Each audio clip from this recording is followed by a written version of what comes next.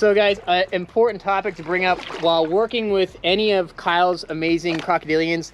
These are again at his private facility, soon to be sanctuary for you guys to come and see on tours. But my point is, never ever try and recreate or reenact anything we do with these crocodilians in the wild, because alligators are federally protected. You can't even go near and touch them, let alone get in the water to swim with them.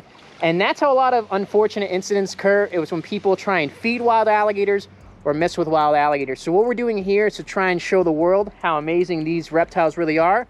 But just remember to never ever on your own in the wild try and mess with an alligator, feed an alligator, interact with an alligator, because again, they are protected. It is highly illegal. And it's dangerous if you don't know what you're doing. Yeah, it's very dangerous, and it's just dangerous for their, their sake. If they get more kind of acclimated to people, then that means they'll get closer and closer in the wild, and then incidents occur where people are getting grabbed or whatever. So yeah, just remember, these are very, very amazing reptiles, but don't do any of this ever on your own.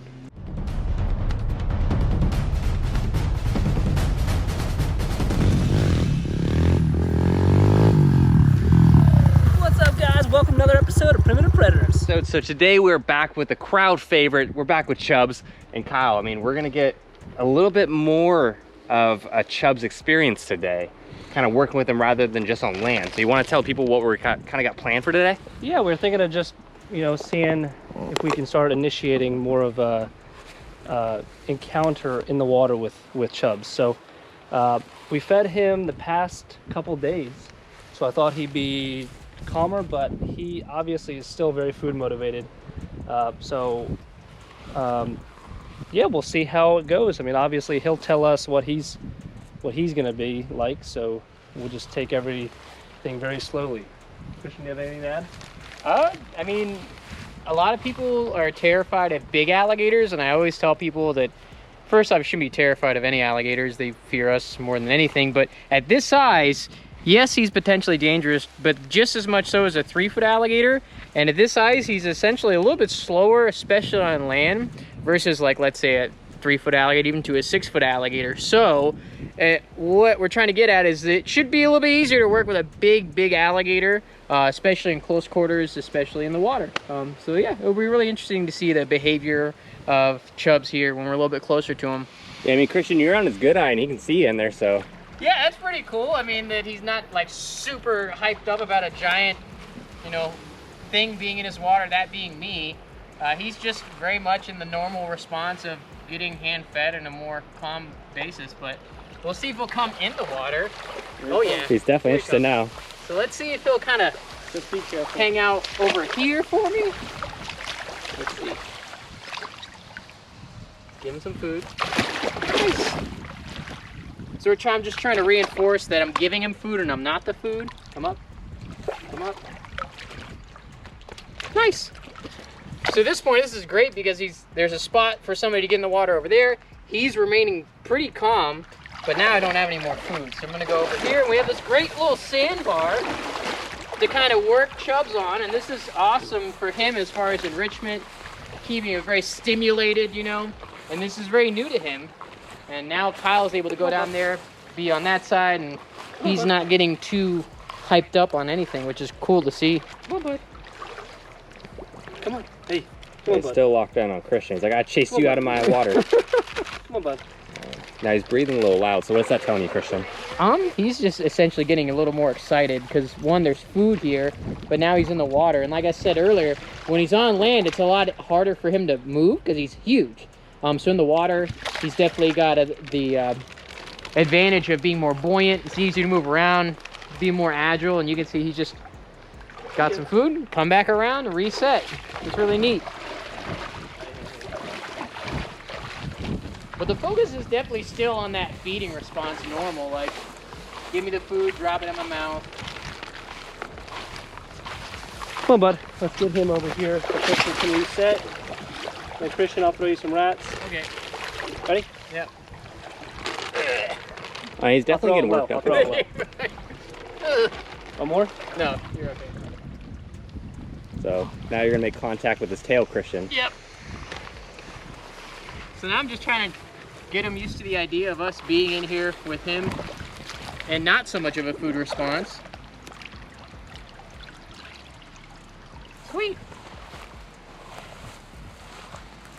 All right, so now since really, he's got oh, one man. good eye. He's watching everybody. This is really cool. He's not being too explosive. You can see that he's thinking, and what he's thinking is, how do I get the food the easiest way? And right there, hand delivered. Good boy. Awesome. He's doing so good. Yeah, it's great. Get on his back, ride him. Oh yeah. Wow. Oh, he's being a It's little pushy. It's so cool to see the behavioral change, though. You know, he's still hanging out.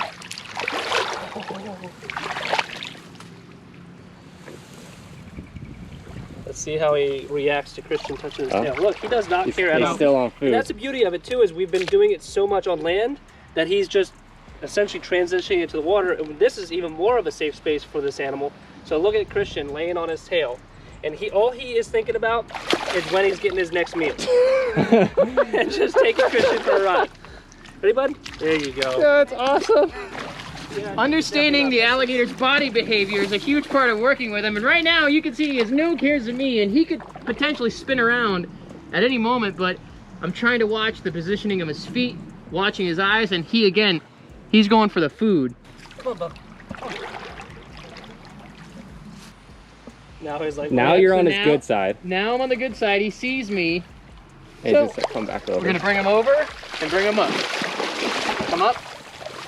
Up here. So again, I want to reward the good stuff. Him coming up, him staying stationary as we want him, and that again, that normal feeding response. Come up, up, up, up. And again, you're on his bad eye right now. Yeah, so. exactly. So we always refer to like a bite zone working with crocodilians, and essentially the simple way to put it is if you draw a circle, a half circle from the tip of his snout to right behind his front arm, that's any range he can move there and grab. But like we said, on this side, his eye definitely is not the dominant eye, not the good eye per se. So you're able to get away with a little bit more. But that being said, he still has all those sensory organs in his jaw. He can feel pressure, movement in the water. He has great sense of hearing. And right now he's starting to lose some of that energy because we've been working him a little bit here, but it's really cool to see. Chubbs. Yeah. Come up here. Come up. Chubbs. Come on. Come on. Come on. Nice. Come on. Come on. Kyle, he likes when you feed him. why? He stands up way better. Yeah, try. Kyle, you get in there and see if you can get him to get a good shot. I think it's the neon highlighter. He sees it so well. Here. Watch out to the right, there's a big hole. And then back up. Christian, do you mind pulling him back a little bit? Yeah. So we talked about alligators being buoyant. They're potentially over 1,000 pounds, especially at Chubbs size, but sometimes in the water that means they become a lot more lightweight and you're able to kind of position them where you need to. But look at that response. He just loves when Kyle Hey. feeds him. Come on, buddy. Come on. Come on, bub. Just a true testament to the Come on, bub. bond and the trust Come on, buddy. Come and on. the frequency of Come on, Kyle boy. feeding him. Come on. Come on. See it? See it, bud? Come on. Come on, bud. Come on. Come on. Come on. Come on, boy. Come on.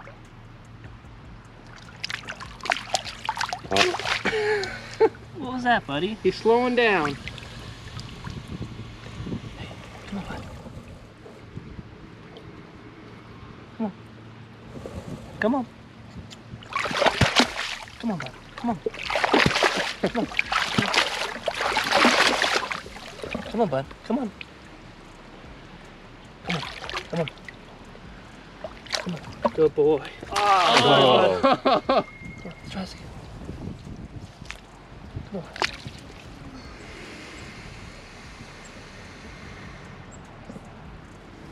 Come on, bud. Nice. There you go. Nice. Like right next to my head, you. Well, what do you think, Kyle? I mean, this is the first time you've actually interacted with chubs in the water. This is so cool. I mean, you know, to just be able to do this kind of stuff that most people think is absolutely ludicrous, to be able to be in a water with a 13-foot alligator. And what's cool is Christian is literally just hanging out on the back of him, and he does not care at all. All he cares about is the food. And again, that's partly just because of conditioning we've done previously, of us always touching him when we're in there. But now it's even more of a safe space, which honestly I think he probably loves this way much more than having to lug himself out of the water. 100%. Just moving all his weight, and again, this is his safe space. So this is heaven for him and heaven for us too. That's right. That's right. It's like a fish spa. All the little fishes are they're cleaning me off. It feels so weird. This is a full body spa. Yeah, I don't know if you can see, you guys, the camera's picking up, but there's a bunch of minnows circling Christian. Here. Circling Christian, giving him a little spa treatment. Oh yeah, this feels amazing. Laying with the alligator is amazing, and the fish spa is a plus for sure. Definitely a lot of life in this pond. Okay, so when you're working on desensitization with any crocodilian, alligators, you can definitely start a lot more sooner, but it's all about kind of them getting used to the sensation of something touching their tail. And then I've always said you work from the tip of the tail up to right behind the back legs, and then from there you can generally kind of work up to all these spots in the back, but it's all about not triggering. They have a lot of ISOs? Or no, not even gators don't have ISOs on the back scales, right? It's just their face. Exactly, just the face. It's just, there are literally some areas there's like triggers, you know, like for them to want to move, to want to spin, and as long as you don't initiate any of those triggers, in theory you should be okay. But and what are some of those triggers too? So right in front of the back legs, that soft tissue around their stomach, that's vulnerable to them. So anything that's interacting or touching or kind of getting a little bit too touchy on that, they may become a little flighty. There are some parts of the nerve that are back here that literally initiate them to want to kind of get whatever on their back off. So Rob Bretto, very famous Australian, he can literally make a crocodile wave because he knows that the segment where the osteoderms connect in the mid-range of the back, that, you know, just that touch initiated a response to get something off on this side. So even though the ISOs aren't all over with an alligator, they're still feeling. Yeah, they're still feeling. So long story short, it's just slow and steady wins the race with getting close with alligators like this. And it is individual based.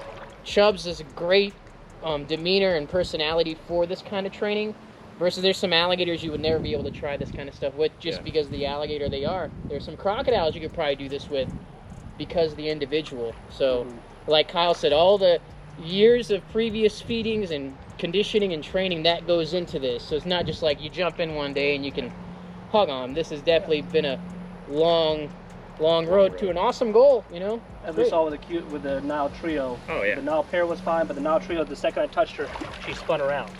All right, guys. Well, that wraps up quite an exciting episode. Yeah, hope you guys enjoyed today's episode. If you did, make sure to like, comment, subscribe. Also comment, let us know what you think of this, and maybe we'll do more of this in the future. Also check out our Patreon. I'll put the link in the description below, and we'll see you next time. Bye, guys. There you go. Nice.